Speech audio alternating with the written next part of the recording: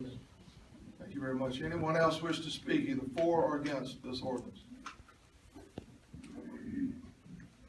Hearing none, we'll call the public hearing held, and we'll come back to the council. Councilman Evans. And I'm going to get into this prepared statement. It'll cover the rest of them, I believe. And I've got a little addition at the end. Our city has received a large amount of public records requests since approximately July 1st of 2015. The vast majority of these have been made by Dave Furneaux. Mr. Furneaux is now involved in 2 separate lawsuits against the city of Central, both of which either have or will continue to waste significant taxpayer dollars, our money, to litigate.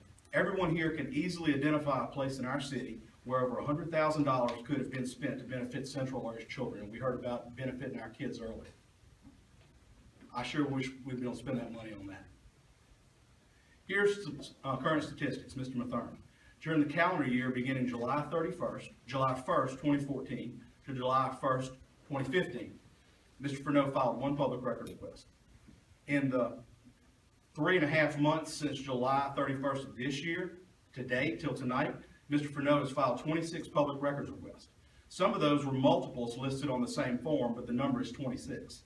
There were 4 requests filed during this entire time frame by private citizens other than Mr. Furneaux. There were 19 public records requests that were requesting permit matters. You get a sewer permit, guy shows up, wants to sell you a sewer treatment plant, that's how you got it. It's a marketing firm. These records requests have become burdensome both upon IVTS as a provider of city services to our citizens, as well as our city clerk, Mr. Mark Miley. What prompted this ordinance is he's threatening to quit. He's got a law practice to run and a family to feed. And dealing with this is taking large blocks of his time away from his practice. I don't want him to go. I like him. I think he does a good job. And I like Mark. I want him to stay.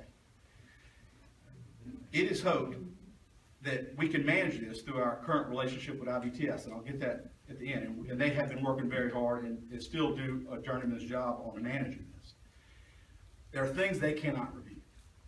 There's nobody at IVTS that gets to decide if an email from myself to Ms. Sims, the city attorney, in preparation for a deposition gets released to him or not. That's going to have to be an attorney. Sorry. I trust them with most any other thing in the city, but I need to see that request and I need to review that. We're discussing legal tactics. That I believe that's a privileged conversation. I think anybody else does as well. Each of these council members and our mayor, when candidates, made it part of our platforms that we support transparency in government. I believe that each of us still strongly feel that way. I've studied this topic extensively and found that while sunshine laws across the country are important to ensure public access to information, there are many instances where those laws have been abused.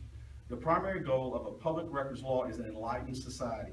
However, it must be considered that when these requests are made in an abusive manner for the purpose of seeking that gotcha moment, or simply to make life difficult for a small government, often requiring a public servant to drop all other responsibilities and become a plaything for one individual public records requester, all to the detriment of the public interest. This is a situation we find ourselves in. Misuse of the public records law by the relentless public records vigilante also undermines the law's very objective of public access to information in 2 ways. First, while one overzealous or malicious person can manipulate the public records law by burdening the government with innumerable requests, the government's response to other persons having legitimate need for those services can be delayed, and the public money diverted to addressing the multitude of requests can easily reach into the thousands of dollars very quickly or more when it results in a lawsuit as we're faced with now.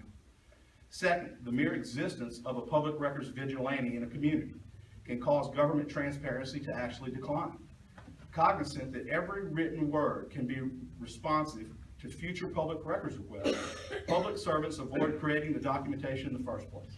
They stop using email, relying instead upon in-person and unrecorded communications. In our case, these public records requests have indeed cooled electronic communication to a great degree. That's happened. Our emails have almost stopped. Almost everyone involved in government has nearly ceased using email for fear that a word or sentence taken out of context during an open and candid conversation between council people can be discussing an issue can later be used against us. If we throw out ideas, then all of a sudden that becomes position when it's used out of context. Across America, sadly, the footers on public servants' emails have been rewritten to say, Quote, "Our state has a broad public records law that costs taxpayers millions of dollars. Please think before you type." I don't want that for us. The rights of access to public records must be preserved, yet ideals sometimes contrast with reality. The reality in this case is the public records requests themselves must be considered public record, and they became public tonight. The cost to answer those requests using taxpayer money must be considered public record. The identity of the person using public records law to disrupt government operations must be considered public record.